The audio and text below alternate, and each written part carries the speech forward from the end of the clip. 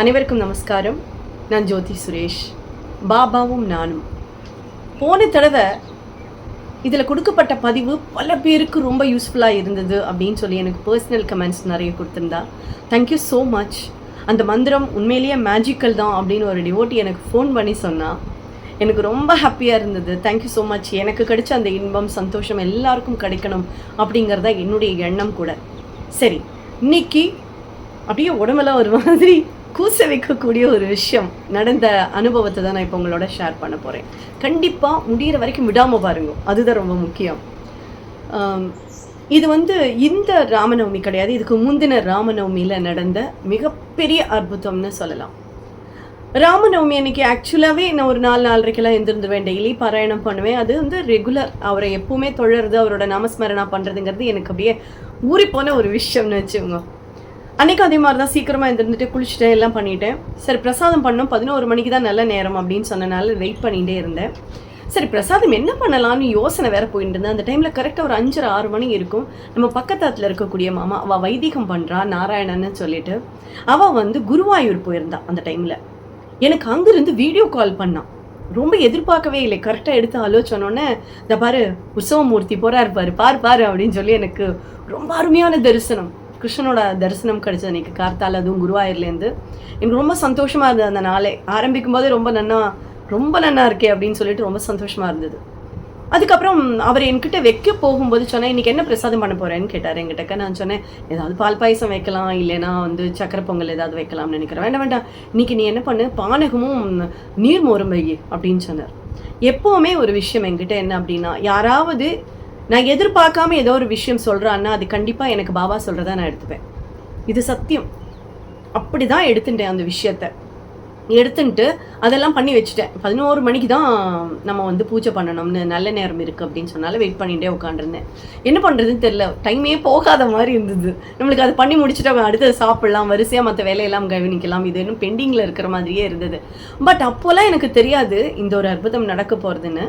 ஆனால் அதை பண்ணும்போது நான் ஒரு விஷயம், எப்போவுமே நான் பாபாட்ட பேசிகிட்டே தான், எந்த பிரசாதம் பண்ணாலும் சரி, சமையல் பண்ணாலும் அவர்கிட்ட பேசிகிட்டே தான் பண்ணுவேன்.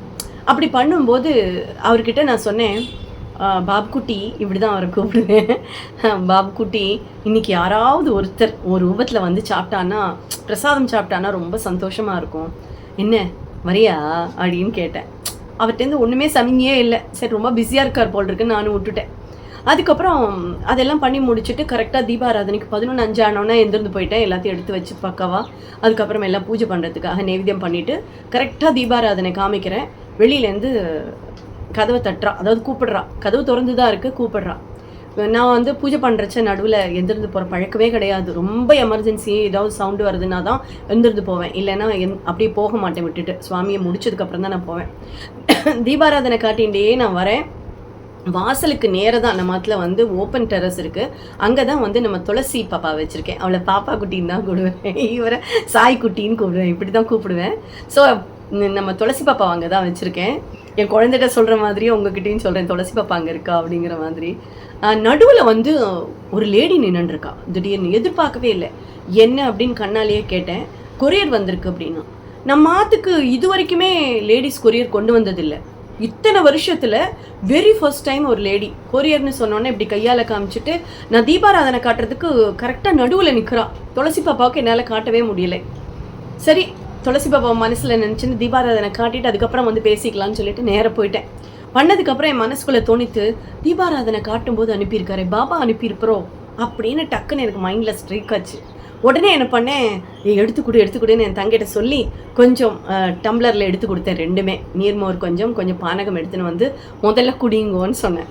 அது எனக்கு அவர் பாபாவே வந்திருக்கிற மாதிரி என்னோட மனசில் நான் நினச்சிட்டேன். ஓகேவா? ஏன்னா நான் அவர்கிட்ட சொன்னதும் இவ வந்ததும் அப்படியே தீபாராதனை காட்டும்போது எக்ஸாக்ட் டைமில் வந்ததும் எனக்கு என்னமோ ரொம்ப மேட்ச் ஆன மாதிரி இருந்தது. அதனால் நீங்கள் உள்ளே வாங்கோ அப்படின்னு. அவையோ, நாங்கள்லாம் உள்ளே வரக்கூடாது, சாரிங்க, நீங்கள் தப்பாக எடுத்துக்காதீங்க அப்படின்னு எல்லாம் என்கிட்ட சொன்னான். நான் சொன்னேன், எனக்கு அப்படியெல்லாம் ஒன்றுமே இல்லை, நம்ம சுவாமியோட நீங்கள் தயவு செஞ்சு உள்ளே வாங்கணும். அவள் பாடியை தாண்டி உள்ளே வந்தா, அவ்வளோதான்.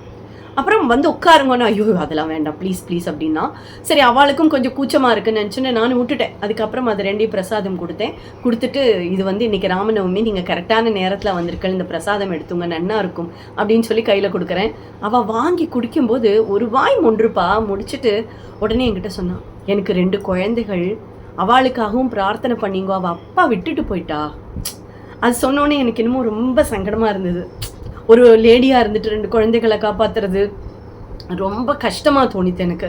நான் உடனே அவளுக்கு என்னோடய நம்பர்லாம் கொடுத்து, ஏதாவது இருந்ததுன்னா உடனே என்னை கால் பண்ணுங்கோ, நான் கண்டிப்பாக என்னால் முடிஞ்ச ஹெல்ப் பண்ணுறேன் அப்படின்னு நான் அவளுக்கு சொன்னேன். ஐயோ இந்த மாதிரியெல்லாம் யாருமா இருக்கா இந்த உலகத்தில் அப்படின்னலாம் என்கிட்ட ரொம்ப பேசினான். அப்போ நான் சொன்னேன், எல்லாரும் இருக்கணும்னு அவசியம் இல்லை, நம்ம இருக்கோம்ல, நம்ம இருந்தால் போகிறோம் அப்படின்னு நான் அவள்கிட்ட சொல்கிறேன்.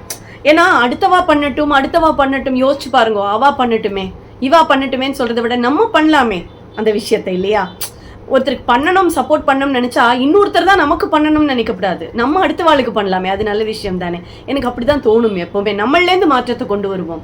மற்றவா மாறட்டும், அவா ஏன் இப்படி இருக்கா, அதுக்கெல்லாம் நம்மளுக்கு கேட்கறதுக்கு உரிமையே கிடையாது. என்ன கேட்டால் அதெல்லாம் கடவுளோட விதி தானே, அதெல்லாம் கர்மா, அவள் வாளுக்கு உண்டான கர்மா. நம்மளை மாற்றிக்கலாம்னு எனக்கு தோணும் அடிக்கடி.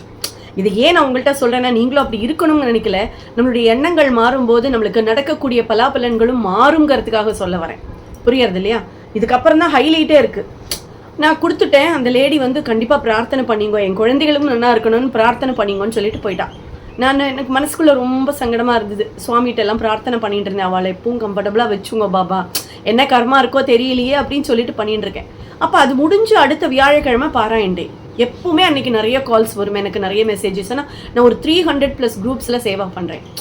அப்போது எனக்கு என்னென்னா, இதெல்லாம் பத்தலையோன்னு அடிக்கடி தோணும். ஏன்னா முடிஞ்ச அளவுக்கு நம்ம மற்றவாளுக்கு போய் எவ்வளோ செய்ய முடியுமோ செய்யலாம் அப்படின்னலாம்.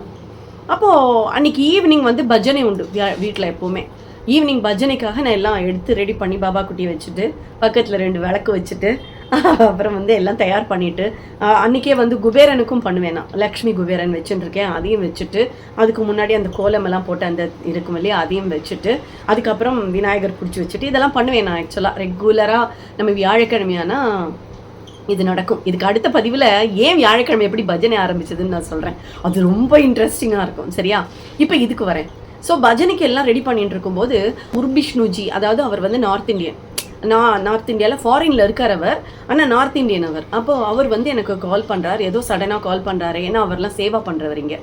ஸோ அவர் எனக்கு கால் பண்ணோன்னே, டெல்மி சாயி அப்படின்னு சொல்லி நான் அவர்கிட்ட பேசுகிறேன். So what is that? No, I just want to close the classroom. Shall I do that because it's getting delay? அப்படி இப்படின்னெல்லாம் அவர் பேசிட்டு இருந்தார். ஓகே சாயின்னு சொல்லும்போது suddenly actually I am going to do the puja, that is bhajan இப்போ பண்ண போகிறேன் அப்படின்னெல்லாம் சொல்லிட்டு இருக்கும்போது சடனாக I got related with that டே.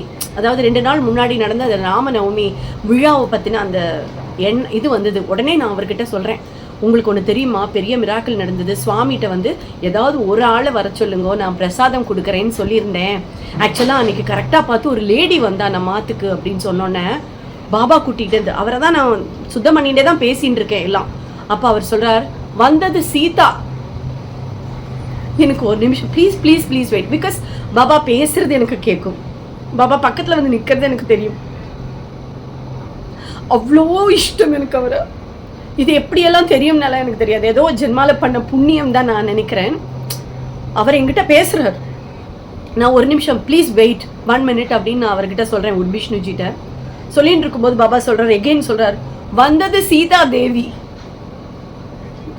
நான் அந்த இன்சிடெண்ட்டை பற்றி சொல்லிட்டு இருக்கேன். வந்தவ என்ன சொன்னான்னு அப்போ தான் ரீகால் பண்ணுறேன். 2 குழந்தைகள் இருக்கு, அவள் அப்பா விட்டுட்டு போயிட்டா.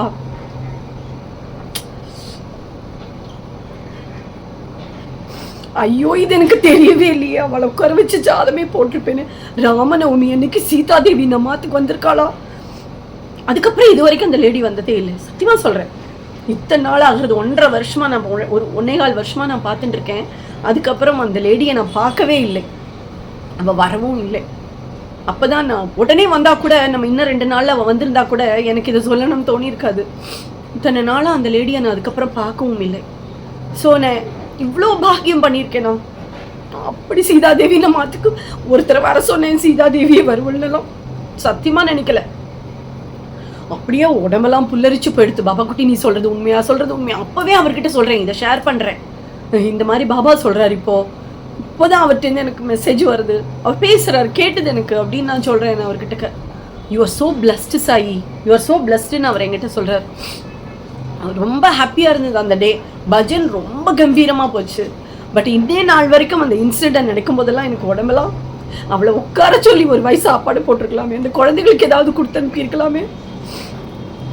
ஆனா சீதா தேவிக்கு கொடுக்கறதுக்கு நான் யார் இல்லையா? யோசிச்சு பாருங்க. தெய்வத்துக்கெல்லாம் நம்ம கொடுக்க முடியுமா? இப்படியெல்லாம் நடக்குமா அப்படின்னு எனக்கு தெரியாது. ஆனா நடந்தது சத்தியம். பரிபூர்ணமா அவரை நம்பினோமானா சின்ன விஷயம் கேட்டா கூட அவ்வளோ பெருசா நம்மளுக்கு கொண்டு வந்து கொடுப்பார். அதெல்லாம் மறக்கவே முடியாத தருணங்கள். இதை யாரெல்லாம் நீங்க கேட்குறீங்களோ கண்டிப்பா நான் சொல்றேன், எந்த தெய்வத்தை நீங்க கும்பிடுறவாளா இருந்தாலும் சரி, இந்த கலியுகத்துல குருவை நம்புங்கோ. எந்த குருவா வேணா இருக்கட்டும், எல்லா குருவும் சமம் தான். குருவை நம்பினா நடக்க முடியாத, நினைக்க முடியாத அத்தனை நல்ல காரியங்களும் நம்ம வீட்டுல நடக்குங்கிறது உண்மை.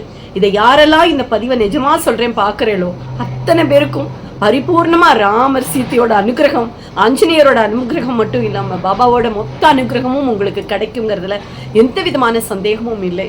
ரொம்ப சந்தோஷம். நீங்க இந்த சேனலுக்கு கொடுக்குற ஆதரவெல்லாம் மிகப்பெரிய ஆதரவு. முடிஞ்ச அளவுக்கு இதை மற்றவாளுக்கும் ஷேர் பண்ணுங்க. நல்ல நல்ல விஷயங்கள் மற்றவாளுக்கு போகும்போது நமக்கும் அதனுடைய சந்தோஷங்கள் தொத்திக்கும் இல்லையா? ரெட்டிப்பாயிடும் சந்தோஷம்பா. அதனால கண்டிப்பா இதை செய்யுங்க. இது வரைக்கும் நீங்க இந்த சேனலை சப்ஸ்கிரைப் பண்ணலைன்னா கண்டிப்பா சப்ஸ்கிரைப் பண்ணுங்க. ஸோ முடிஞ்ச அளவு உங்களோட சப்போர்ட் இருக்கட்டும். எப்பவும் தொடர்ந்து இணைந்திருங்கள். பாபாவும் நானும்.